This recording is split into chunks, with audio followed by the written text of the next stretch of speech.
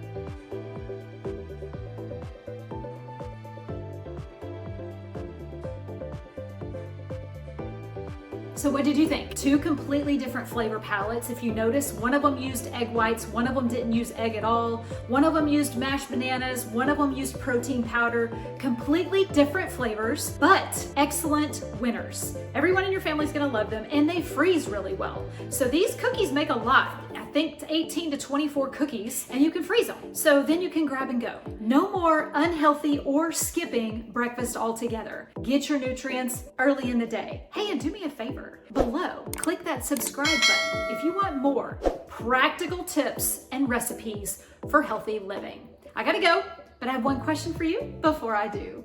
What is on your fork? Bye for now.